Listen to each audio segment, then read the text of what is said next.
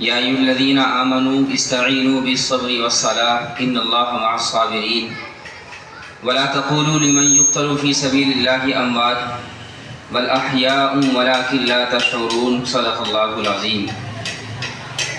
پیارے بچوں، معزز مہمانان کرام، آپ سبھی کو معلوم ہے کہ آج 15 اگست ہے۔ 15 اگست یوم آزادی کے نام سے جانا جاتا ہے۔ 1947 کے اندر ہمارا ملک مکمل اور باضابطہ طور پر انگریزوں کے شکنجے سے آزاد ہوا۔ صدیوں سال انگریزوں نے ہمارے ملک ہندوستان پر حکمرانی کی۔ اس سونے کی چڑیا کو خراب کرنے کی ہر ممکن کوشش کی، طرح طرح کی سازشیں اور پروپیگنڈے کیے۔ وہ اپنی چالوں میں کامیاب ہوتے رہے، لیکن جب ملک کے نوجوانوں نے اور ہمارے اس وقت کے مشائخ علماء کرام نے یہ بھانپ لیا کہ انگریز کی نیت یہاں تجارت کرنے کی نہیں بلکہ یہاں حکومت کرنے کی ہے اور یہاں کی تہذیب کو خراب کرنے کی ہے۔ دراصل وہ ہندوستان کے اندر تجارت کرنے نہیں آئے تھے، بلکہ وہ اس سونے کی چڑیا جس ہندوستان کو سونے کی چڑیا کہا جاتا تھا، دراصل وہ اس کو لوٹنے آئے تھے۔ جب ہمارے علماء کرام نے اس بات کو بھانپا اور انگریزوں کی نیت کو سمجھ لیا کہ ان کا مقصد اور نیت ہندوستان میں آنے کا اصل میں کیا ہے، تو پھر علماء کرام نے تمام تر ہندوستانی عوام کو، ہر مذہب کے ماننے والوں کو ساتھ لے کر انگریزوں کے خلاف بغاوت کا جھنڈا بلند کیا اور کافی لڑائیاں ہوتی رہی، بہت خون خرابہ ہوا اور بالآخر 15 اگست 1947 میں آ کر باضابطہ اور مکمل طور پر ہمارا ملک ہندوستان انگریزوں کی غلامی سے بالکل آزاد ہوا۔ کچھ تاریخیں، کچھ دن ہمیں اس لیے یاد رہتے ہیں کہ ان میں ہونے والے جو واقعات یا جو بھی حادثات ہوتے ہیں وہ بہت زیادہ اہمیت کے حامل ہوتے ہیں۔ ہم جس سال بھی اور جب بھی کبھی 15 اگست آتا ہے، ہر سال ہم 15 اگست کو یوم آزادی کے طور پر اس لیے مناتے ہیں تاکہ ہم خراج تحسین پیش کر سکیں ان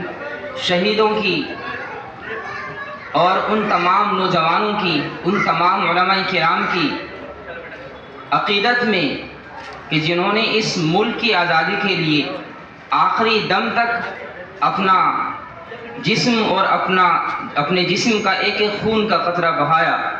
ان تمام نوجوانوں کو، شہیدوں کو خراج تحسین پیش کرنے کے لیے ہم سبھی لوگ آج یہاں پر جمع ہوئے ہیں اور 15 اگست کو یوم آزادی کے طور پر سیلیبریٹ کر رہے ہیں۔ سبھی جتنے بھی یہاں مہمان کرام ہماری دعوت پر آئے ہیں، ہم سب کی آمد پر ان کا شکریہ ادا کرتے ہیں اور امید کرتے ہیں کہ انشاءاللہ طلباء کرام نے جو آپ کے لیے یہاں پر محنتیں کی ہیں، طرح طرح کی پرتیوگتا کے اندر حصہ لیا ہے، وہ ابھی عنقریب انشاءاللہ آپ کے سامنے اپنا پروگرام پیش کریں گے اور اپنے جذبات کا اظہار کریں گے، بلکہ میں یوں کہوں گا کہ مختلف کیفیات کا ہمیں سفر بھی کرائیں گے۔ نعتیں ہوں گی، نظمیں ہوں گی، جنگ آزادی کے عنوان پر طلبہ اپنی ننھی منھی زبانوں سے تقریر بھی پیش کریں گے، طالبات بھی ہیں،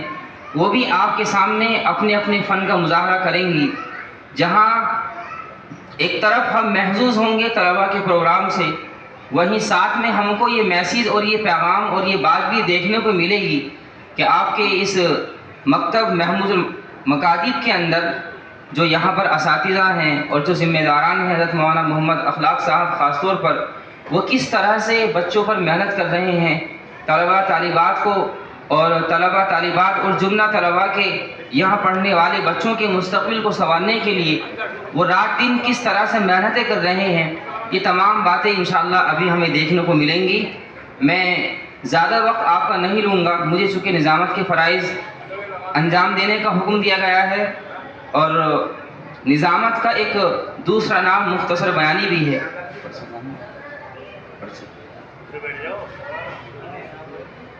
ہماری یہ تہذیب رہی ہے کہ جب بھی ہم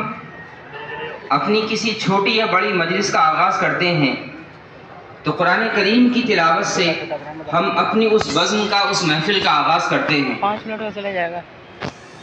دنیا کے اندر